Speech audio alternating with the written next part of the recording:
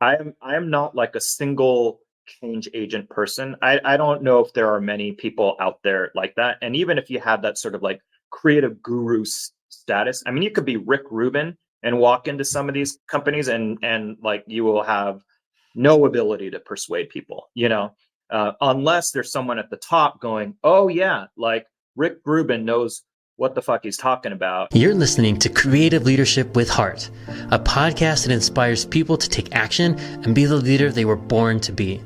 I'm Coach Rico, and I'm known for coaching and training executives, leaders, founders, and high performers at Fortune 100 businesses, startups, and more. I'm a 20-year creative executive, leadership and life coach, author, speaker, and serial entrepreneur. I'm here to answer your questions about leadership and personal development while also asking you questions that can unlock your untapped potential.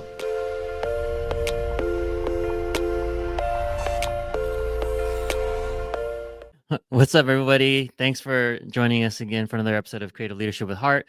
Today, we got David Kim. He is currently the Executive Creative Director at Postmates by Uber.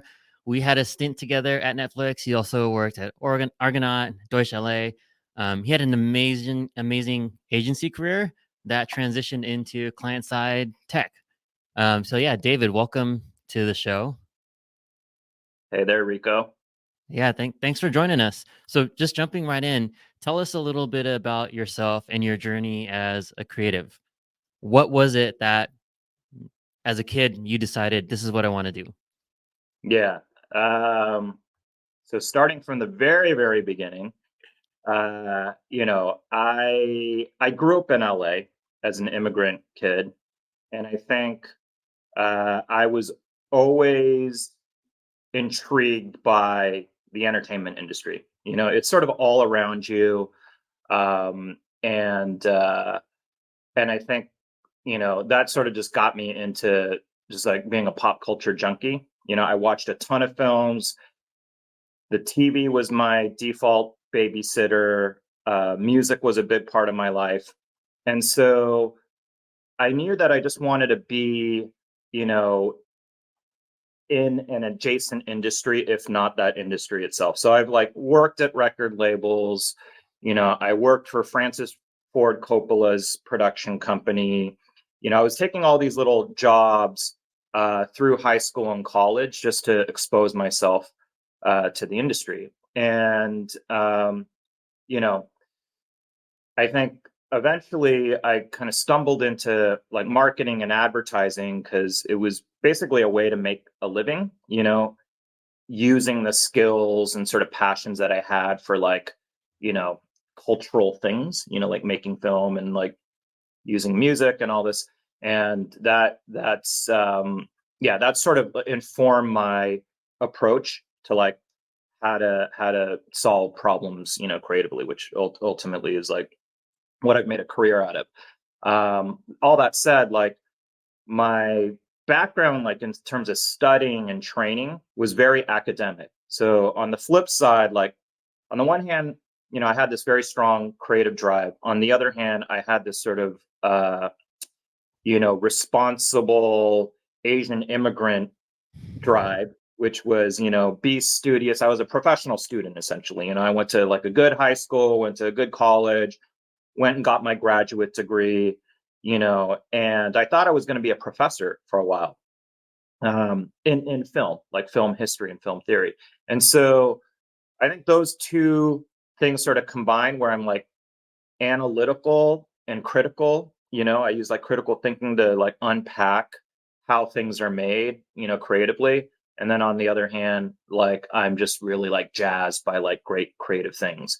And I think as like at this point, like creative director, manager type, you kind of need to know how to do both. You need to be driven by the work, but you also need to know how to make the work, how to make the work better, what's failing on the work, all of that. And I think my background led me to this. Yeah. So I want to unpack a couple of things. There's a lot you dropped in there. And the Yeah. first is growing up in the time we grew up, how did you get those little gigs, right? As a person of color, right? Entertainment Mhm. is one known. We'll talk about this later. We'll get into Yeah. how you had to evolve and the struggles you faced. But even as you mentioned in high school and college, how did you get those little gigs? You dropped Francis Ford Coppola. That's pretty. Yeah. You say that's a little gig. That's a big name if it was a little gig. But how did you find these? If people wanted to find these opportunities, like how did you do it? Yeah. So, I mean, I will say, like, you know, having access to a network, is so critical. And I don't know if I always appreciated that early on, but reflecting and looking back, I'm realizing, I benefited from that. Okay. So my thing was like, I grew up in a probably like lower middle class family, you know. But because there was such an emphasis on like studies and academic achievement, I was pushed. I like to think I pushed myself, but it was really like my parents pushing me to like, I got into good schools, like for instance, in LA, like I went to this school called Harvard Westlake. If you're in LA, a lot of people know about it.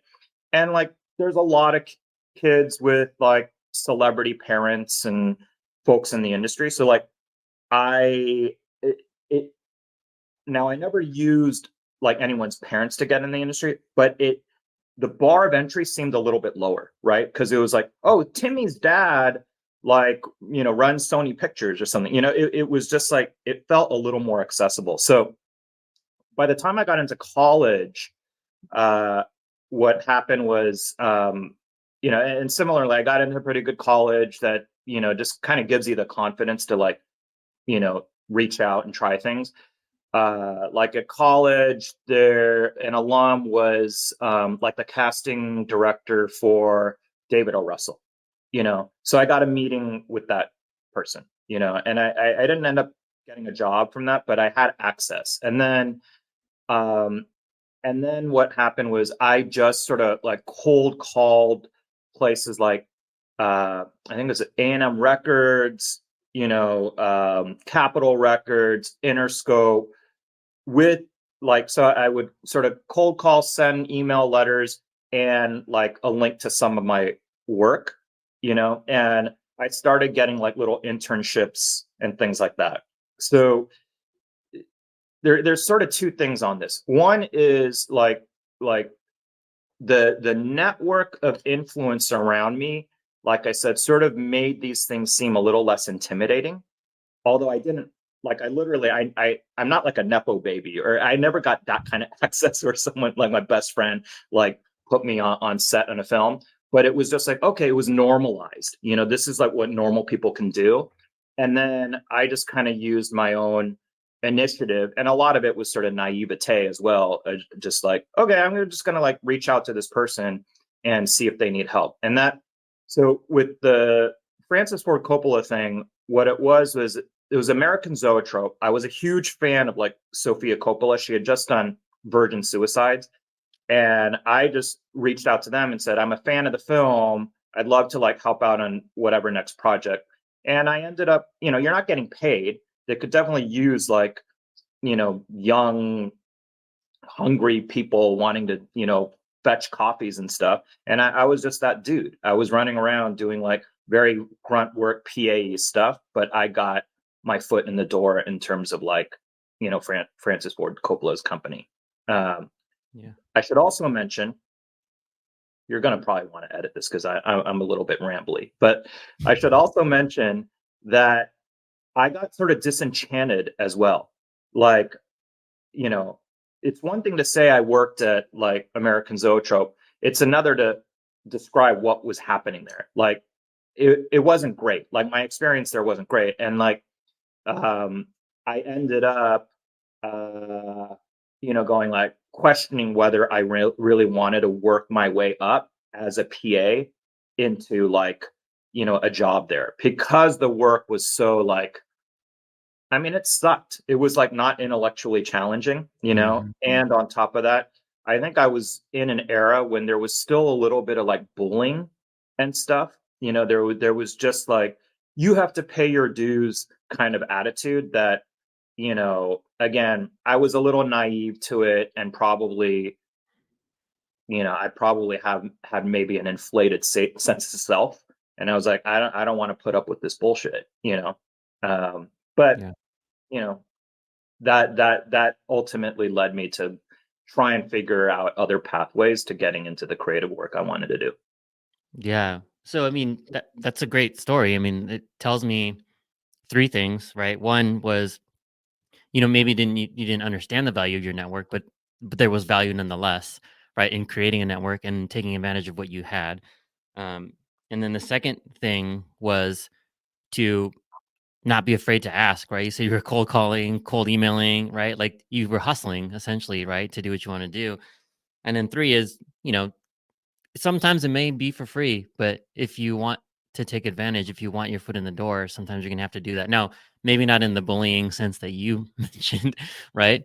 But be Yeah. willing to learn, right? Because that's one thing I think this I don't want to say it's a generational thing, but as generations come along, there's less willing to do whatever it takes, right? I think we come from a generation where you're almost willing to do whatever it takes just to see what it's like and also to give you the access. Now, you shouldn't be bullied, you shouldn't be like belittled and all those things, but there's still something to be said about gaining that experience and understanding what it takes.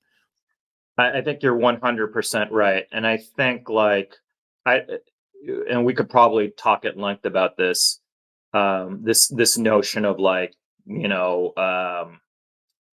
sort of generational differences in attitudes towards work. But I will say um the thing that helped me the most, I think, was that I just worked really hard, especially in those early parts of your career. You kind of don't know what the rules are. You don't know if this level is the level you need to hit for your job. It's sort of uncapped.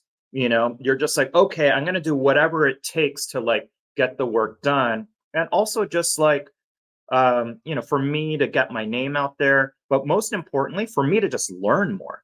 The more you work, the more you're just learning your craft, your skills, but also what all the other, you know, uh, you know, partner, cross-functional partners, disciplines, what they're doing as well. And the more you know about what their needs are and how they operate, it just all helps you, in your career. So while I think, and I don't want to make this too sticky a point. While I think there is tremendous historical abuse and disadvantages of power and and all that's certainly the case. That doesn't mean that that should be your only focus. Even within the you know domain that you can kind of control, you need to work your hardest, to kind of maximize the potential of a project, your own potential. And so hard work is still the baseline. And then of course, if you have passion to make more radical change within the industry, which is stuff that I'm a little more turned on to now. I think, that can happen as well. But like I said, sometimes those structural issues are just so hard to deal with, and they Mhm. can really bring you down and just kind of paralyze you. So you need to find something that you still build your muscle on, which is working on stuff you can control. Yeah. What keeps you going now? Right. So that was like earlier in the career, right? You're building your career, right? You're trying to, like you mentioned, you're making a name for yourself. You're trying to establish yourself. So what keeps you going now? What is it that makes you why do you do what you do? There's a whole slew of reasons. It's not a singular thing. Uh, but at its core is I think the job of a creative person, period, is to get a better understanding of themselves, you know, and it's this sort of long journey of understanding who you are and kind of how you want to appear and express yourself to the world, and I think that's, again, I haven't always identified that, and again, due to sort of like a lot of my upbringing, the immigrant responsibility thing, like I never like admitted to myself that I wanted to be a creative, you know, but now I understand that that's probably the thing that like brings me the most joy, is just to like be creative, be around creative people, the process of thinking of ideas, crafting them, being on set, on production, working in Photoshop to just noodle details, like all of that stuff is stuff that like makes me happy, and I like being around other people that like to do that stuff. So I think that's the thing. Within that, those are a lot of the things that make make me still keep me motivated.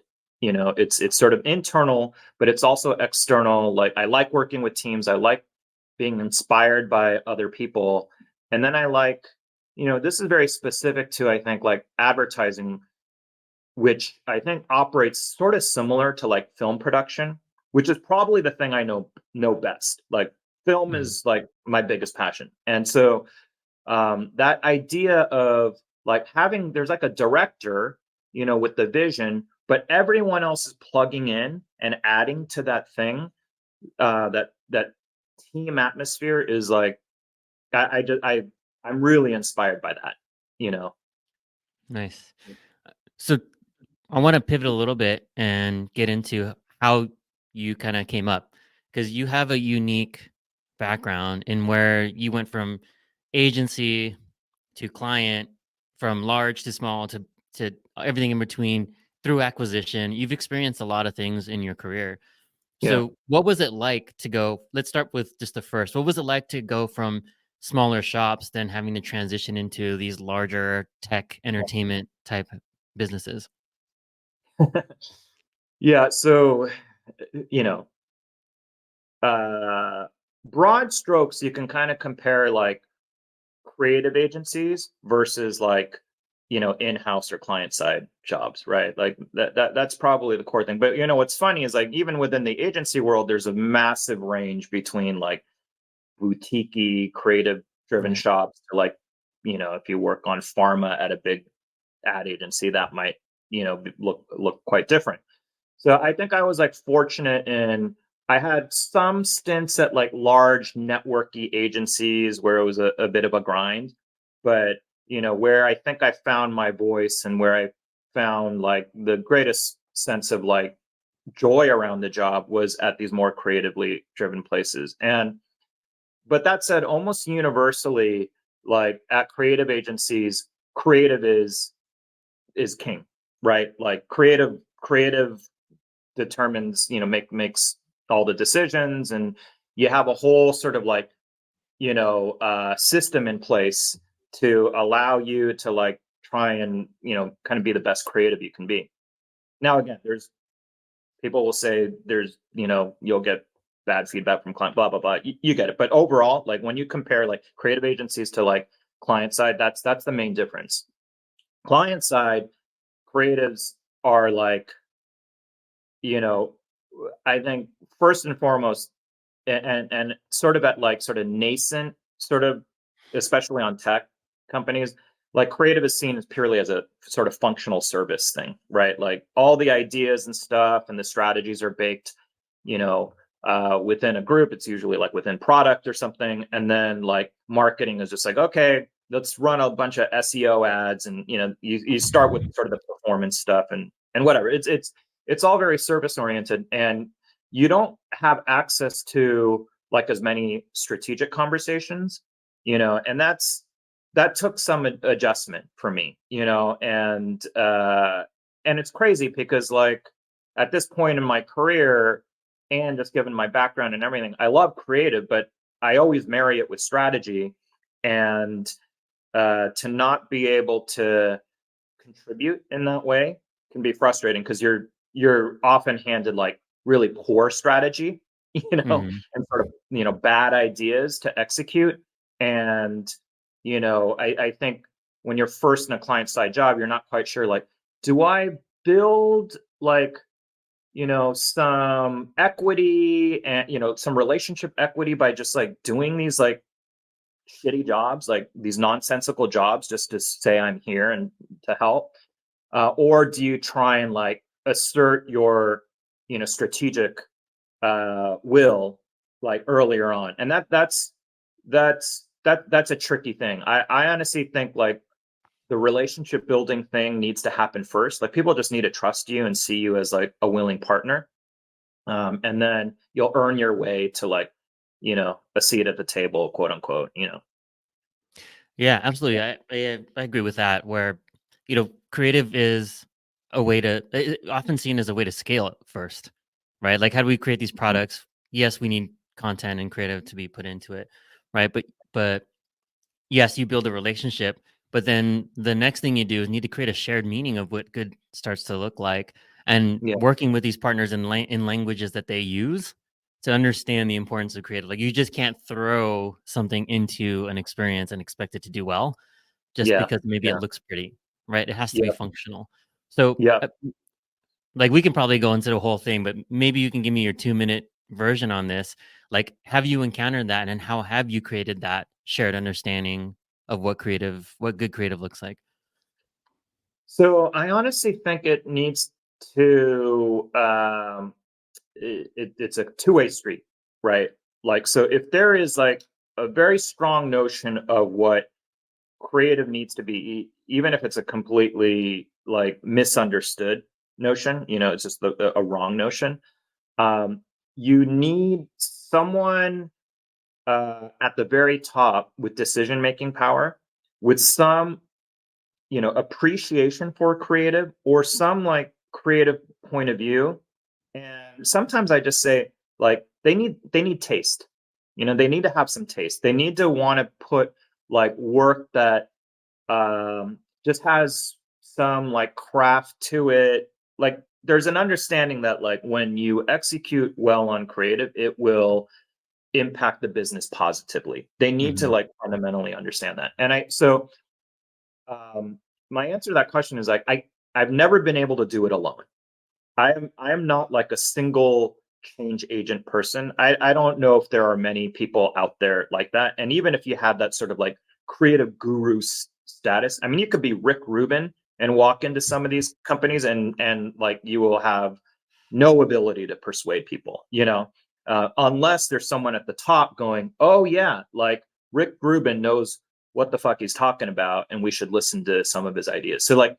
So for me, um, one thing is, during like the interview process and stuff, during the whole like, interrogation period between company and you and company, you need to find out if there is going to be like a support network for you and your ideas, you know.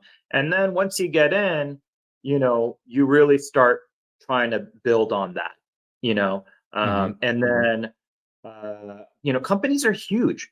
Like I said, one person can't do anything on their own. What you need to do is you need to find other people that are aligned with you, or you convince them to get aligned with like your vision, and you just start taking steps towards getting to that place.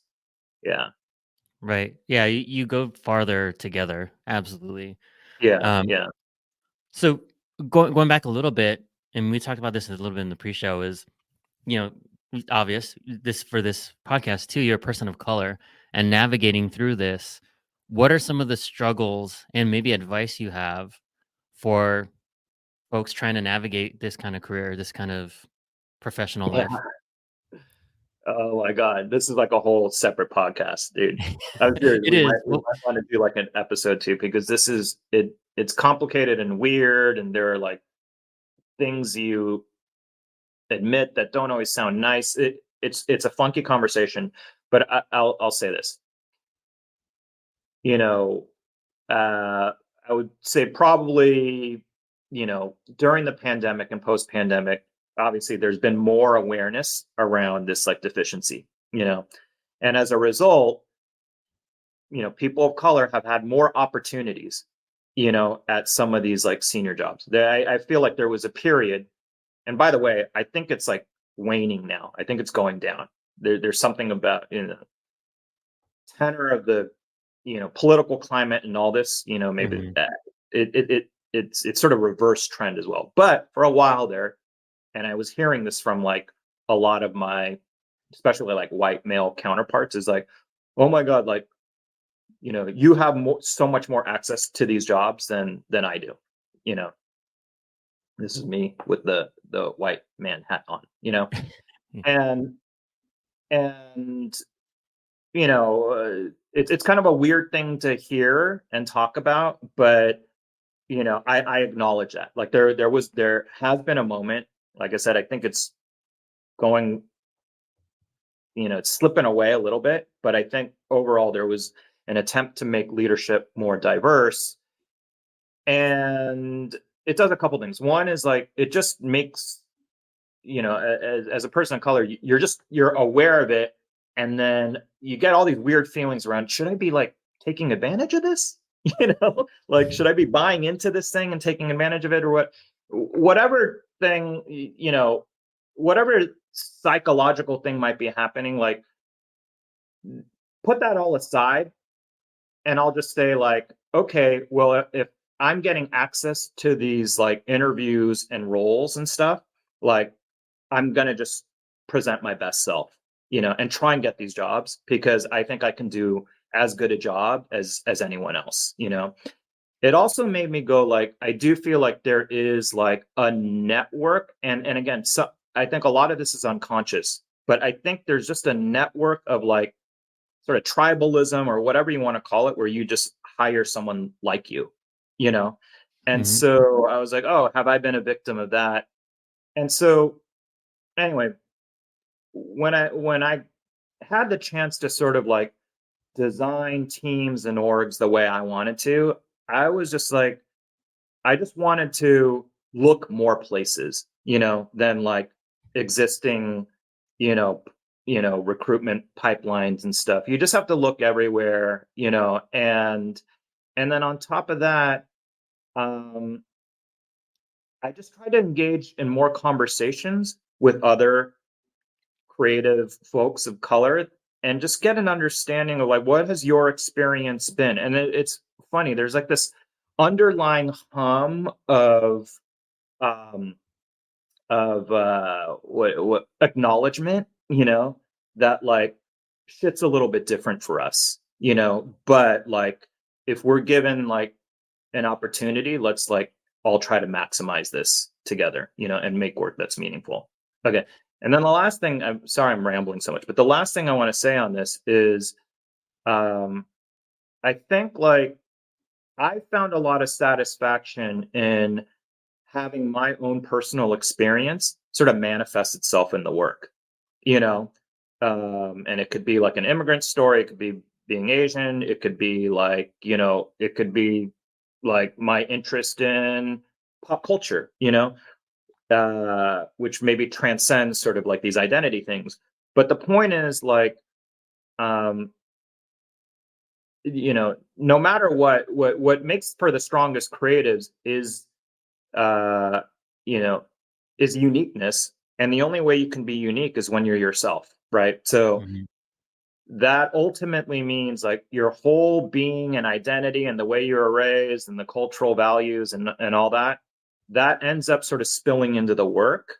And when you have more diversity, you just kind of see like, you see more points of view, and then on top of that, this is the other interesting thing I've noticed is like, you would think, if it's a story that you haven't experienced yourself, it might be like, oh, this is strange or weird. The more specific and unique the story, the more universal it becomes, and the more sort of permission I think people feel to like express their own unique stories.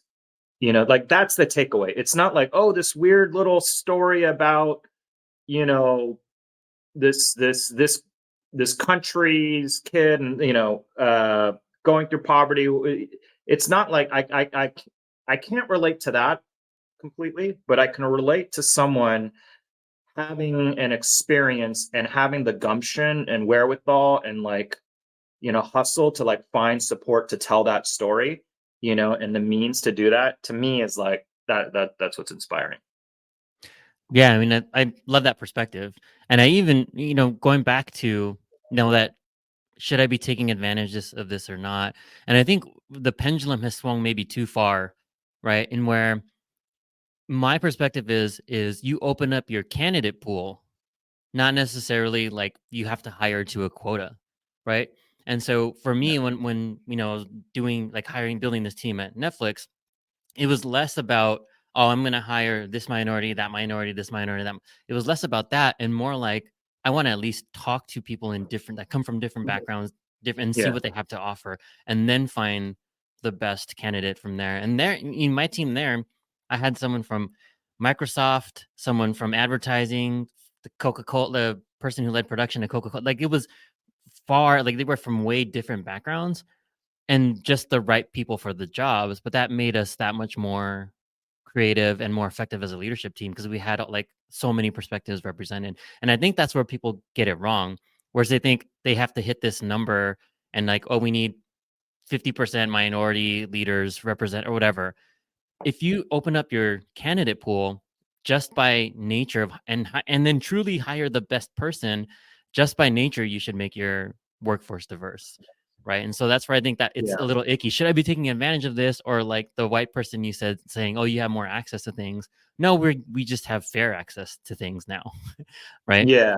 Yeah. No, I think you're right on that. I mean, any quota system feels a bit artificial, and there's now, a lot of work around, sort of questioning the quota based systems and stuff. But I think it's a couple things. One, like you said, you just have to widen your aperture, right? You just have to look at more people, with different backgrounds. And then I think the other thing is just asking the right questions and just digging into work a little bit more, because I think there are some folks like underserved communities, etc., where like maybe some of their potential isn't immediately evident on paper. Like they didn't go to the right schools and go to the right have the right companies. But if you look closely at the work, or you hear them talking about how they, you know, came up with the work, and sometimes it's just like looking at more personal projects and stuff, you go, Hmm. oh my God, like that's the stuff that you should be really doing, and that's again speaks to like the most creative people are the ones that are able to sort of insert some of their personality into the stuff. Yeah. Yeah, there. Whoopi Winger, who I had on here, it was his personal portfolio. He didn't go to college, he didn't do all those things, but his personal portfolio is what convinced me. And we almost didn't get into it because he was going through over stuff he showed me from like Snap and stuff. Oh yeah. Um, so yeah, like that, it's right on. And one of the things that it's a pet peeve of mine is people will say, "Oh, I'm going to take a bet on this person." Well, I'm like, "You're going to take a bet on this person?" And Yeah. usually it was the underserved community. I'm like, how much harder was it for them to get in front of you than this other like part of the majority went to this like prestigious school, all this stuff, access to internships? How much harder was it for them to get here? Right? That shows me Yeah. more about that person. So Yeah. is that really a bet that they had to work for as far as they got, whereas this other person had the privilege maybe to go to these good schools, get all this stuff? You're totally right. It's like, if they even got to the place where their resume is on your desk, that means like from where they're coming from, that means there's an incredible amount of hustle, ambition, already there. And I think you're totally right. Yeah. So I know we're coming up on time, but I want to ask one thing. If you Yeah. could give your younger self some advice, what would it be? I think you sent this question over to me. And I immediately wrote something very simple, a very long preamble to a very simple statement, which is don't overthink things. It's okay to make mistakes. That's the biggest thing. Like, and I try to tell that to, you know, all my creatives, like creatives are all racked with, you know, terrible insecurity, right? And like, oh, and the best creatives are always second guessing themselves. The work is never good enough and all that. And I think once you just give yourself permission to fail, and I know it's sort of a popular word in tech companies and stuff, but the reality is like most places hate failure, and so many of these folks are like Harvard, Stanford Business School, like all they've only had a history of achievement. And I think the most interesting people are the ones that fuck up and fail a shit ton of times. And it, makes your skin thicker. You've experienced more things. You've experienced a wider range of emotions, and you're able to handle everything a lot better when you've tried a lot of things, you failed a bunch of times, and then the successes are like better earned as a result. Yeah, absolutely. And yeah, creatives were always, we have this perfectionist mentality and we know it doesn't exist, but yet we still kind of pursue it, and anything less isn't worth showing, right? Yeah. Even people that say, hey, can you show your whip? Nope. I'm not gonna show Yeah. my work in progress unless it's like 90% of the way there. Which, yeah, to your point, just put it out there. My perspective is the sooner you get feedback, the better it'll be, Yeah. right? So yeah, make Yeah. mistakes. Yeah, Um, well, especially with the trusted network. I understand, like, you don't want to, be flailing out there naked under the most, like, you know, you know, critical eye. But again, this was another point I wanted to make earlier. But like, you know, all you need are like 4 to 6 people around you, that can be like advisors, a support group, like if you find that little squad, and you can find that at a small agency or a big company, just find some like-minded people that can give you that confidence and like very clear criticism to make you better. That's the other thing I would say is find that small little crew that can help you. Yeah, absolutely. Well, I know we're at time. I know you gotta get going. But yeah, if people want to get in touch with you, I'll drop the links in the show notes. We'll get your LinkedIn, whatever else you want to share. Is there any last words you want to give before we sign off? I feel like I could blab on more and more. So, like, if you ever want to like chat more, I'm happy to do that. But otherwise, yeah, I'll leave some of my info and just say like, don't be scared to fuck up. Like that's part of the job and that's part of the fun. And your career is really not made by like your failures and wins. It's your personality, your relationships, and the effect you have on people. Yeah, great advice. I don't know anyone who's done anything who hasn't failed at some point in time. All right. Well, yeah, we definitely got to have you on again. So thanks, David, for joining us. This is Creative Leadership with Heart. See you all. Thanks for joining us. We'll check you out next one. Thanks for listening to this episode of Creative Leadership with Heart. If you enjoyed the show, please like and subscribe. If you're ready to make huge, lasting change in your life, then what are you waiting for? What will your life look like if you took action today? What would it look like if you didn't? If you're serious and you're ready, book your free strategy session today and let's make your future a reality.